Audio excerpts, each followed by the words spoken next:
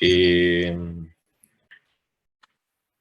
no olviden retomar su asistencia en la plataforma y el día de mañana tenemos una pequeña pruebita relacionada con lo que hemos venido hablando en estos días, sobre todo. Así que por favor no falten.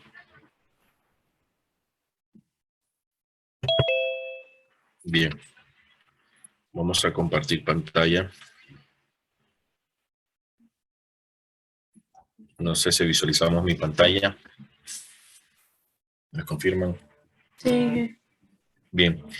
En la última clase pues conversamos de todo un poco y nos hablamos de la seguridad, el tema de seguridad que estamos terminando. La seguridad contra las inundaciones y nos quedamos seguridad en el acceso al centro de cómputo, que por aquí, donde recapitulando, decía el centro de cómputo debe tener una sola entrada para controlar el acceso a la instalación. Las puertas adicionales para salir de emergencia solo podrán ser abiertas desde dentro y deben siempre estar cerradas, lo que habíamos ya mencionado. Estas puertas de acceso única permite para permitir un control de al paso dentro del centro de cómputo, tanto el personal como visitantes. También nos dice que dependiendo de factores tales como el edificio en donde está instalado el centro de cómputo, que alberga otras funciones y primordial el hecho de evitar el libre acceso a áreas restringidas, la identificación de personas debe ser totales antes de permitirles acceso a áreas críticas. También ya lo hemos discutido. Disculpe.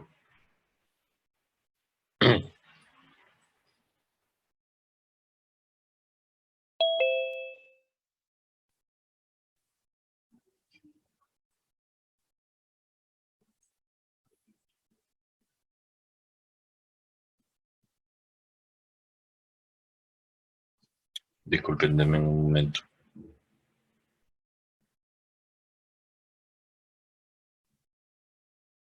Denme un momento.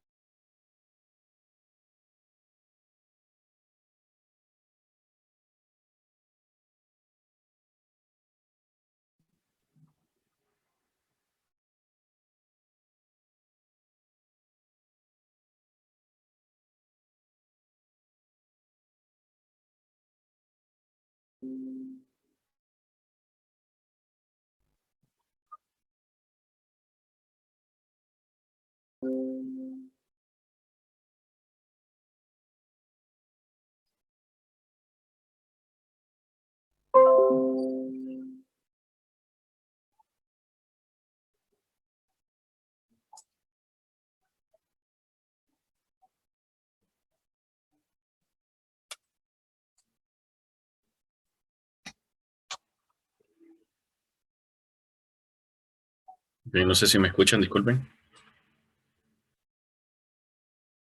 Sí, escuchamos. Ok.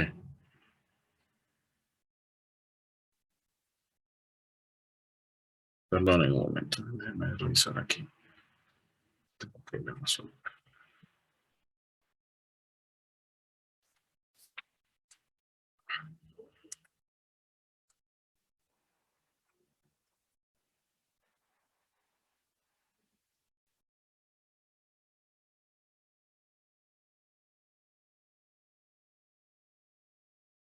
Bien, vamos a...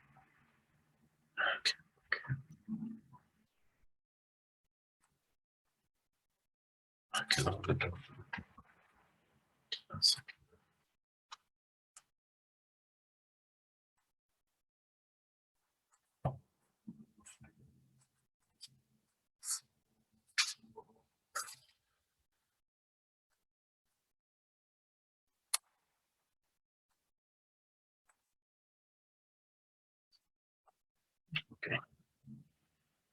Vuelvo a compartir, disculpen.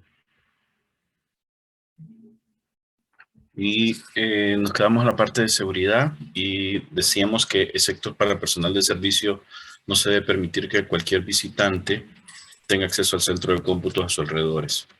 También decíamos al final de que el acceso puede ser mejor controlado por medio de cerraduras electromagnéticas operadas a control remoto, previa identificación de la persona. Existen cerraduras eléctricas que pueden abrir, dice, con tarjetas magnéticas, programas o tableros de control con password, cuya clave puede ser cambiada periódicamente y es posible registrar automáticamente las entradas. Intento de violación o inferir cuando está haciendo mal uso de la clave confidencial. Bueno, esto es prácticamente los controles que hacen con los mecanismos biométricos, por ejemplo, dentro de otros. Y también nos dice que existen dispositivos de monitoreo a base de cámaras de TV, son mal denominados circuitos cerrados, CCTV, de modo que una persona de vigilancia pueda estar checando simultáneamente todas aquellas áreas que son de fácil acceso desde el exterior del edificio y poder notificar oportunamente al vigilante más cercano sobre lo que considera sospechoso y que es necesario interceptar. En este caso, una comunicación directa entre todos los puntos de vigilancia mencionados y el puesto de monitoreo es indispensable. En la parte de monitoreo tiene que haber un personal de vigilancia, en este caso, que puede estar monitoreando lo que acontece en el entorno, en este caso del centro de datos.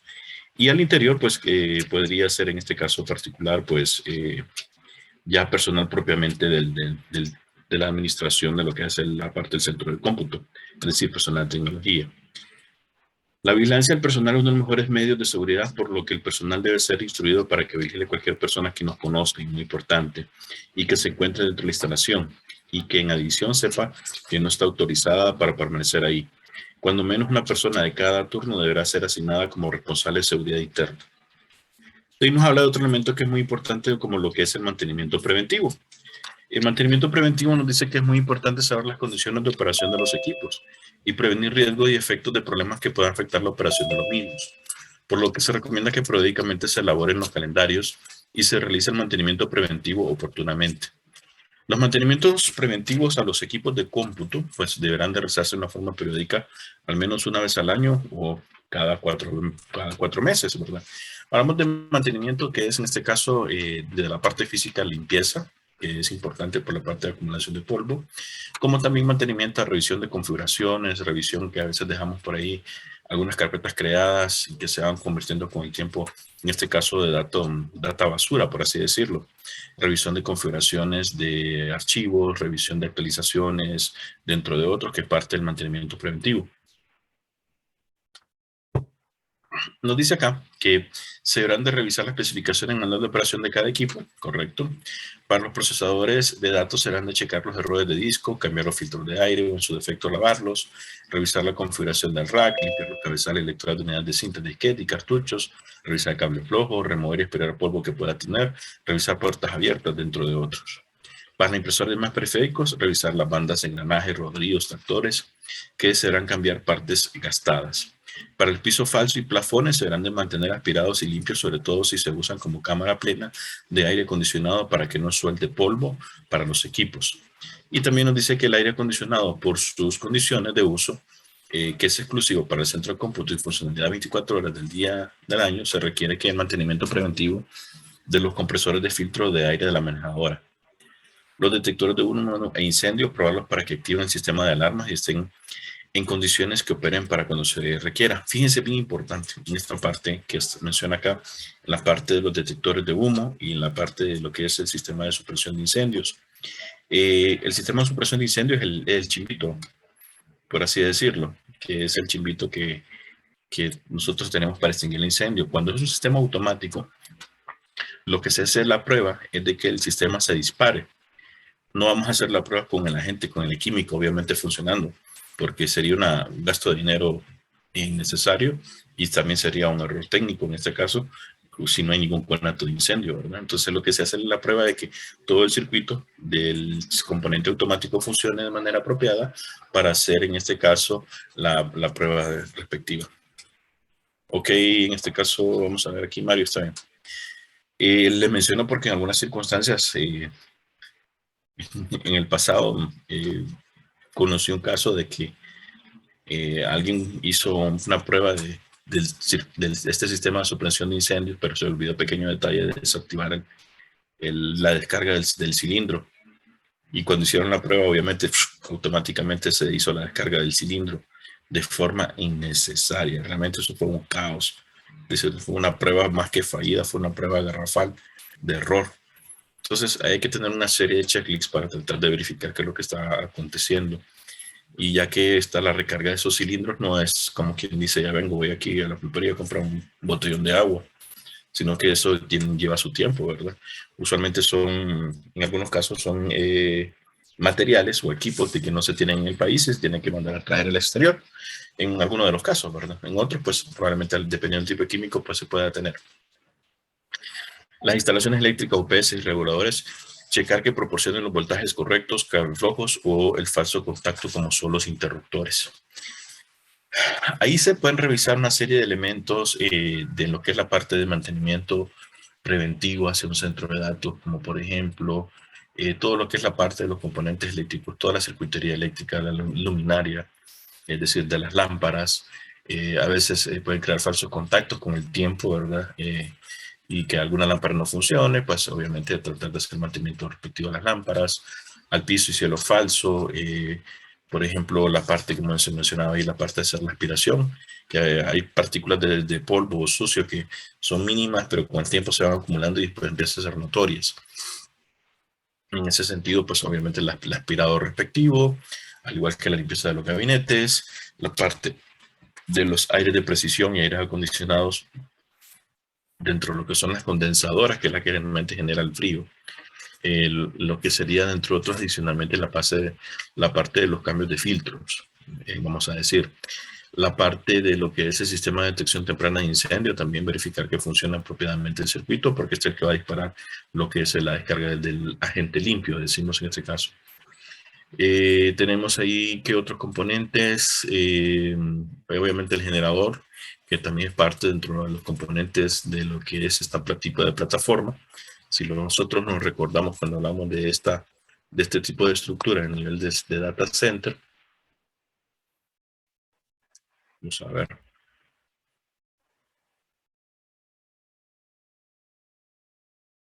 No sé si se ve o no se ve. Aquí está. Cuando hablamos a nivel de data center, pues prácticamente nosotros hablamos algunos de estos componentes. A nivel del generador, pues obviamente el generador es un motor, y al igual que un motor de un vehículo, pues hay que hacer cambio de aceite, hay que hacer cambio de coolant.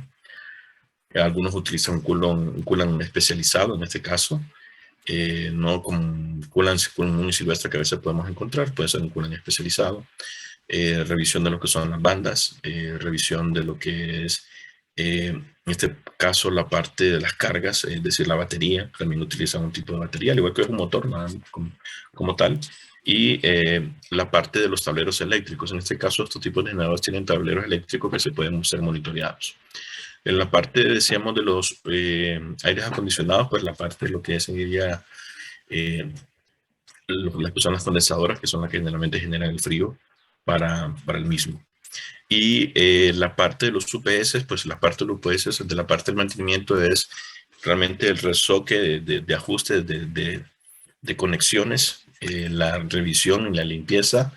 Y podemos considerar también, dentro de otros, la parte de lo que son los cambios de las baterías. Los UPS funcionan con baterías, igual los de centros de datos funcionan con baterías. Usualmente el ciclo de la batería va de 3 a 5 años, dependiendo de la calidad de la batería, pues tomarlo en consideración para hacer los cambios respectivos. Y todo eso, pues, que hemos venido mencionando hasta el momento, son la parte de los componentes de los facilitadores o los facilities. No sé si hasta ahí tenemos alguna duda. Hemos hecho mucho énfasis en estos temas.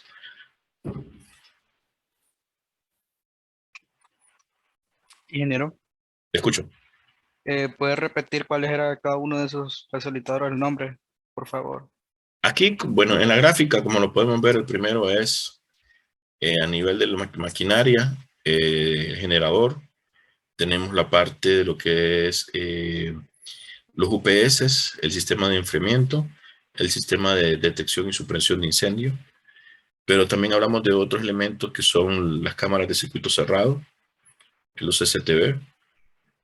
Hablamos de ¿qué otro mecanismo? Aquí tenemos la parte de la infraestructura física como tal, que son parte de los componentes que son cielo falso, piso falso, ¿verdad? Aunque esas partes podríamos considerar como parte de obra civil, y los componentes obviamente de las divisiones. Pero cuando hablamos de esencia de los facilitadores, nos referimos a los componentes electromecánicos, que son los que tenemos ahí prácticamente en pantalla. La parte eléctrica, generador, UPS, y la parte de enfriamiento y la parte del sistema de detección y supresión de incendios. Y ahí tenemos otros elementos, como mencionábamos, la parte del circuito cerrado para estar revisando, la parte de monitoreo ambiental, inclusive, que es parte también, inclusive lo podemos ver dentro del sistema de supresión de incendios, y otros componentes que podríamos citar, pero estos son dentro de algunos de los más críticos o importantes. Ahora bien, después tenemos sobre esto lo que son los componentes de los TIC. Lo que nosotros ya colocamos en esos gabinetes o en esos bastidores o rack que ya van dentro de los servidores. Y aquí ya van pues temas que nosotros ya estamos más familiarizados. Aquí hablamos de componentes de networking. ¿Qué componentes de networking creen que ustedes que tenemos ya nosotros un centro de datos?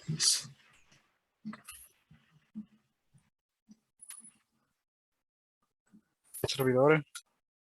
Servidores, claro, ahí es donde se realiza lo que es la parte del proceso de cómputo. ¿Qué más?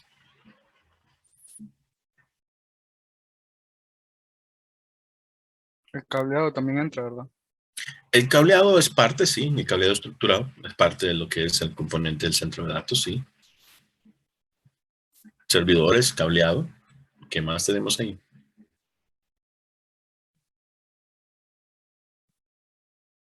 Los que distribuyen el cableado, los switch, los patch panel para distribuir el equipo del cableado. Los patch panel en este caso son, al igual que los organizadores, pues una forma más efectiva de poder tener organizado eso, pero sí.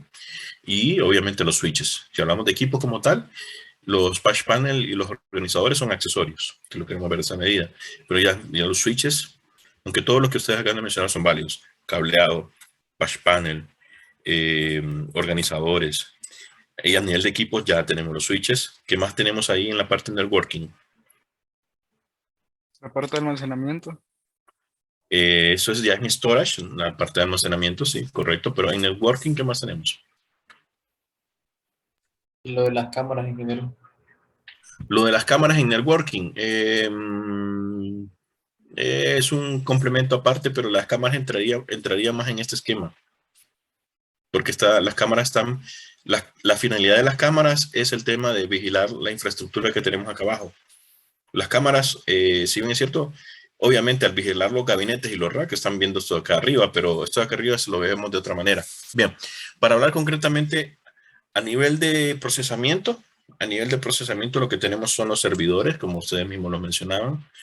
A nivel de networking, lo que tenemos son los famosos firewall, los router y los switches. Vamos a citar esos tres. A nivel de almacenamiento tenemos lo que son los famosos storage, lo que podríamos conceptualizar nosotros ahí entre lo que podría ser una SAN, una NAS o una DAS, dependiendo del esquema de almacenamiento que ustedes estén implementando. A nivel de seguridad, pues pueden ser dispositivos que sean de propósito especial para seguridad o que puedan estar embebidos dentro de la capa de networking. Por ejemplo, el firewall es un mecanismo de seguridad, como sabemos, ¿verdad? Pero también nosotros tenemos otros dispositivos de seguridad ya un poco más especializados que el firewall, aunque los firewalls modernos ya lo permiten con el concepto de Next Generation Firewall, que son en este caso los WAF, que son firewall para las aplicaciones, y no sé si lo han escuchado antes en otra clase. WAF, WAF. En este caso tenemos también lo que son los sistemas de protección de red, que también son características y funcionalidades que van embebidas o pueden estar incluidas dentro de un firewall convencional o pueden ser un equipo especializado para este propósito dentro de la capa de seguridad. E inclusive podemos tener en esa capa de seguridad un tercer elemento que podría ser en este caso los firewall para base de datos. Ahí también tenemos ahora firewall para base de datos que le permiten, aparte de negar qué dirección IP se conecta a la base de datos, ver, por ejemplo, las tramas de la información, de las conexiones, las tramas de dónde se quiere conectar y una trazabilidad más amplia que el esquema convencional que nosotros tenemos de permitir y negar acceso por dirección IP. Entonces, hablamos a nivel de procesamiento, hablamos de servidores. A nivel de almacenamiento, obviamente hablamos del concepto de storage bajo la SAN, la NAS o la DAS. A nivel de la capa de seguridad, pues aquí hablamos prácticamente de los WAF y podríamos decir, de los mecanismos de protección de red conocidos anteriormente como UTM, aunque hoy por hoy, insisto, salen con un nuevo concepto como Next Generation Firewall, donde los firewall convencionales ya tienen este tipo de funcionalidad, concretamente bajo el concepto de IPS e IDS, que son los sistemas. IPS es el sistema de prevención de intrusos y el IDS es el sistema de detección de intrusos, donde también estos dispositivos de seguridad tienen incorporado firmas para verificar, en este caso particular, si desde dónde, si recibimos ataques, y de dónde son estos ataques, y para permitir o negar conexiones basadas en comportamientos de conexión. ¿Qué es un comportamiento de conexión? Un comportamiento de conexión es la siguiente, por ejemplo, si desde la IP X siempre se reciben las mismas cadenas de conexión basadas en aplicaciones, por ejemplo. Siempre recibo, por ejemplo, un select asterisco from table. Hay un proceso de aprendizaje, select asterisco from table. Pero ya de la nada empiezo a ver una cadena que dice update y bajo un where y algo por el estilo, y es un comportamiento diferente, por citar algo así muy genérico, ¿verdad? Entonces él ya lo puede detectar como un ataque, porque en un modelo de aprendizaje él pudo detectar un mecanismo de seguridad de que lo que él estaba recibiendo siempre era en select y de la nada aparece un update. Lo puede detectar como un ataque, puede ser que sea un ataque, puede ser que no, pero esos son mecanismos de aprendizaje que tienen estos mecanismos o estos tipos de componentes. Y de ahí aterrizamos a la capa del software. En la capa del software, concretamente, son los que va a permitir hacer funcionar los servidores. Hablamos de los sistemas operativos y hablamos ya de las aplicaciones que nosotros hemos desarrollado, ya sean aplicaciones en in-house o aplicaciones ya empaquetadas que vienen por algún programa comercial ya comprado a alguna marca. Sí, que a usted le compran ya un programa para punto de venta, por ejemplo, que lo venda Microsoft, o por ejemplo Microsoft Dynamics, por ejemplo, entre otros, o otro tipo de programa cualquiera que hayan empaquetado, o programa que hemos desarrollado en casa. Entonces están las aplicaciones y la seguridad, pues también podemos incluir ahí, inclusive en ese mecanismo de seguridad, los antivirus, ¿verdad? Y vamos añadiendo otra serie de elementos que por ahí vamos a estar mencionando, que es toda la parte de la plataforma de este software que permita gestionar, y es cuando nosotros ya queremos implementar algunos mecanismos de seguridad o tolerancia a fallos, y ya cuando los servidores queremos, por ejemplo, implementar un concepto de clúster de servidores. El clúster de servidores no es nada más que varios servidores físicos puedan tener una distribución de balanceo de cargas.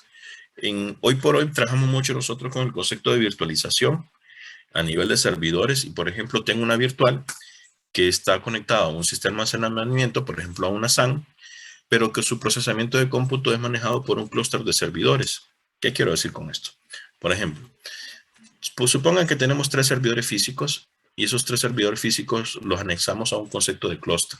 Esto nos da disponibilidad y alta tolerancia a fallos. ¿En qué medida? Estos 3 servidores físicos utilizan como almacenamiento la SAN. Los 3 miran el mismo espacio de almacenamiento. De manera tal de que bajo este concepto de seguridad de tolerancia a fallo, yo puedo crear una virtual, y la virtual, ¿qué puede hacer? Utilizar los recursos de cómputo de cualquiera de esos 3 servidores. Porque a nivel de los archivos de la virtual como tal, la virtual reside en el almacenamiento denominado de storage, en este caso SAN. Pero utiliza de los servidores solo la capacidad de cómputo. que en este caso es procesamiento y memoria. De forma tal que si el servidor 1 falla, pues no hay ningún problema. Automáticamente el servidor asume la carga para que esa virtual siga funcionando. Son algunos esquemas que se pueden implementar en esta parte de lo que son las TIC para tratar de garantizar ese esquema de alta disponibilidad. Aquí me gustaría poder hacer laboratorio con esto, pero ya es otra clase aparte, ¿verdad? Que es una clase de infraestructura. Pero igual necesitamos recursos adicionales para poder, necesitaríamos máquinas por lo menos con 32 GB de RAM en nuestras computadoras, que no todos creo que los podamos tener, o al menos 16 para tratar de hacer un pequeño juego, pero es como muy complejo para poderlo hacer. Pero la facilidad de esto es la tolerancia a fallos. Entonces volvemos al mismo punto. Y aquí ya estamos más, con todo respeto, estamos más que curtidos de todo lo que hemos venido hablando. Y vamos a empezar a hablar un poco más de eso. A nivel primera plataforma, servidores. ¿Para qué nos sirven los servidores? Pues para realizar lo que es la parte del proceso de cómputo, donde obviamente nosotros vamos a tener nuestras aplicaciones, nuestros programas. ¿Y cuáles son esas aplicaciones? Pues una aplicación que ustedes tengan desarrollada y que corra por el patch, sobre Apache, por ejemplo, alguna aplicación en PHP, alguna aplicación que ustedes tengan desarrollada en .NET, algún C#, qué sé yo, que corra sobre IIS, alguna aplicación que también sea desarrollada, por ejemplo, en Java y que le corra sobre algún Tomcat, algún Wi-Fi o algún Glassfish, qué sé yo, que son los motores para este tipo de publicación.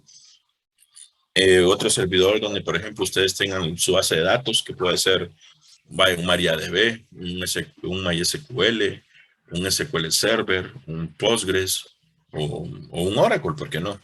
Entonces, todo lo que tenemos ahí. Y también dentro de esos componentes de servidores, nosotros vamos a tener un componente adicional que son los componentes de los servicios de infraestructura, que usualmente suele denominarse. Los servicios de infraestructura, aquí hablamos de servicios que no son sistemas ni aplicaciones para los usuarios finales, pero son sistemas o aplicaciones que son usados por los usuarios finales de una u otra medida. Por ejemplo, el servidor de correo, el servidor de DNS, el servidor de DHCP, el servidor de archivos, el servidor, por ejemplo, del antivirus, donde está instalado el servidor de antivirus de forma centralizada, algún servidor de respaldo, dentro de otros que no son sistemas o aplicaciones que se utilizan dentro de la empresa como un sistema como tal, pero son recursos que se necesitan para hacer funcionar la operatividad, o en este caso, hacer funcionar la infraestructura tecnológica, para hacer de que, por ejemplo, de que las máquinas de mis estaciones siempre estén actualizadas con un antivirus o con la firma del antivirus, pues tengo un servidor de antivirus. Para que, por ejemplo, mis estaciones de trabajo siempre se autentiquen de forma segura a la red, pues tengo un servidor, en este caso, de directorio activo. Para que mis registros de consulta ya no sean por dirección IP, sino que sean por nombre de dominio, tengo en este caso un servidor de DNS. Para que el manejo de la red ya no se realice de forma manual, puedo tener un servicio de HCP manejado o administrado por Windows o administrado por la capa de networking, en este caso, por la capa podría ser un switch capa 3, ¿verdad? Que nos permite hacer en este caso de HCP. Y así una serie de elementos que nosotros podríamos estar considerando. Las inversiones en esto también son considerables. Son considerables desde el punto de vista tecnológico porque aquí hablamos de miles y miles de lempiras. Cuando hablamos de un servidor nos podría estar costando algunos 200 o 300,000 lempiras. Pongamos en ese escenario para nivel empresarial, ¿verdad? Para nivel data center. Si queríamos un clúster de 3 servidores, estamos hablando de casi 900,000 lempiras. Y estos servidores obviamente hay que conectarlos por un switch. Y como hablamos de un concepto de tolerancia a fallo, van a ser 2 switches. Y un servidor o un switch promedio le podría costar, por decir, dentro de otros, un switch especializado para data center, les podrían dar costando pues hasta 120,000 lempiras. Ya hablamos de 240, ya pasamos el millón. Solo ahí, entre los 3 servidores y los switches para conectar a sus servidores. Ahora vamos con un sistema de almacenamiento tipo SAN. La SAN, pongámosle una SAN de unos 20 teras. Nos puede costar unos 2 millones. Ya llevamos 3 millones, imagínense. Bueno, entonces ya tenemos la SAN, ya tenemos los servidores conectándose, ya tenemos los switches, muy bien. Ahora necesitamos las licencias del sistema operativo para hacer funcionar esos servidores, dependiendo del tipo de esquema que ustedes quieran ya tener. Eso es otro montón de plata, por así decirlo. Digo montón de plata porque no es algo como que tan sencillo que estamos acostumbrados nosotros. No, bájate el programa pirata y ya estuvo. Aunque también puede utilizarse alternativas open source.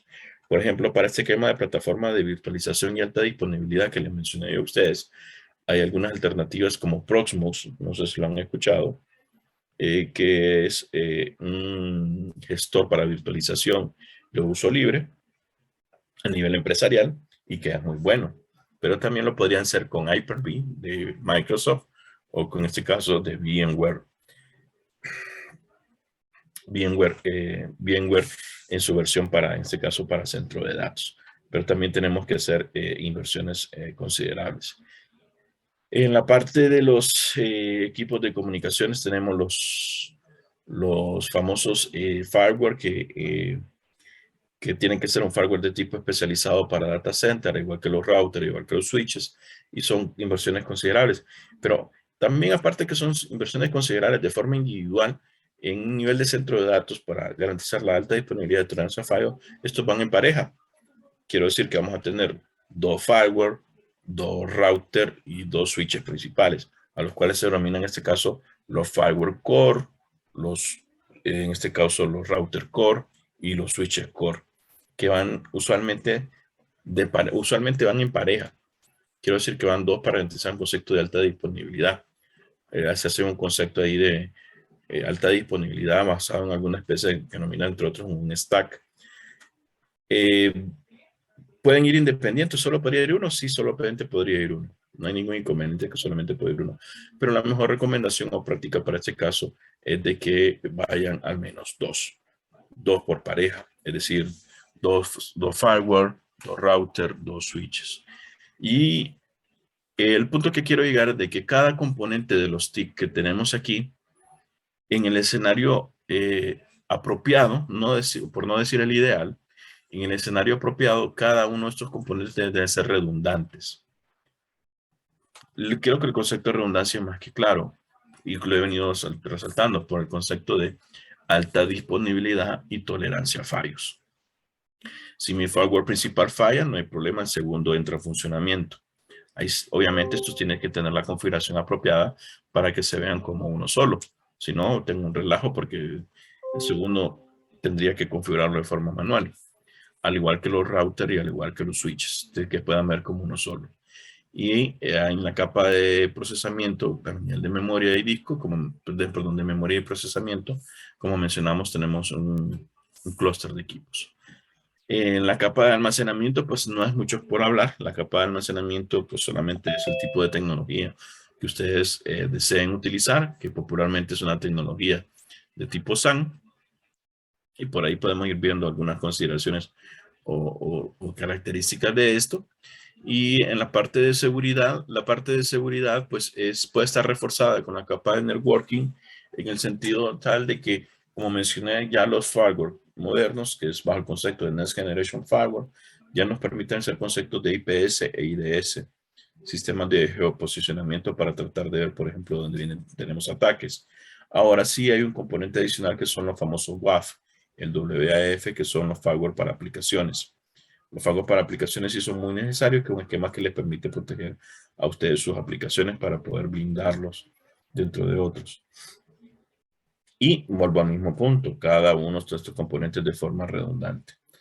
En el nivel del software, recalcando una vez más, pues los licenciamientos para cada sistema operativo que ustedes deseen utilizar, el licenciamiento para las aplicaciones adicionales que son necesarias para hacer operativo esto, y la parte también en el esquema ideal, la parte de los métodos de respaldo y recuperación de información que ustedes desean obtener o implementar para ello. Bien, no sé si hasta aquí tenemos alguna consulta o comentario.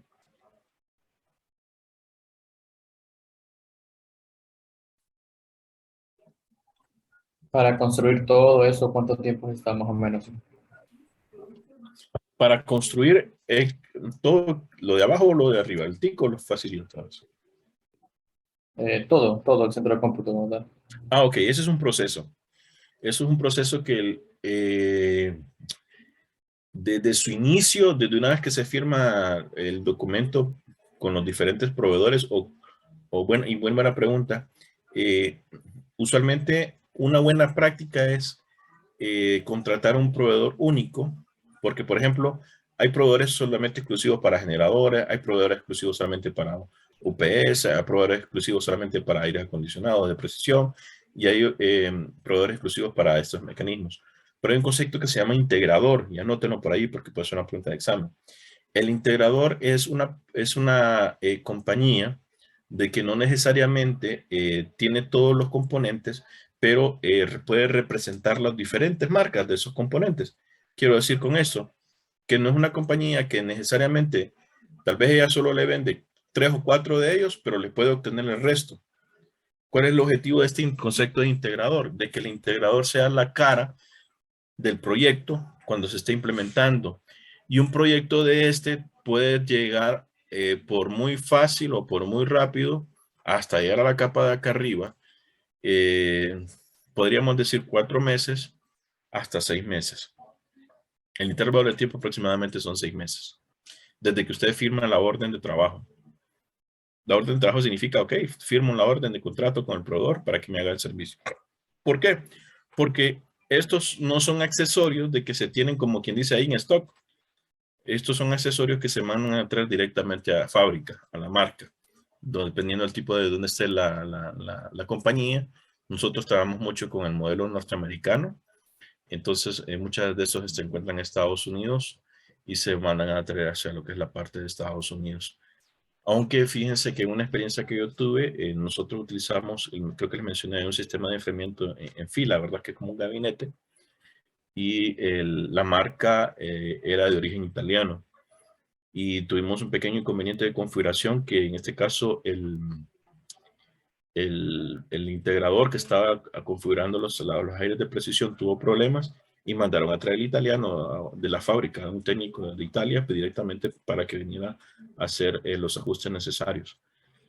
Volviendo al punto, ¿cuánto puede tardar? De 4 a 6 meses. ¿Por qué? Porque hay un concepto de, desde que firmo, importar cada uno de estos, a instalarlos, habilitarlos, ponerlos en funcionamiento, y por ahí va el periodo de tiempo. Sí, Ángel.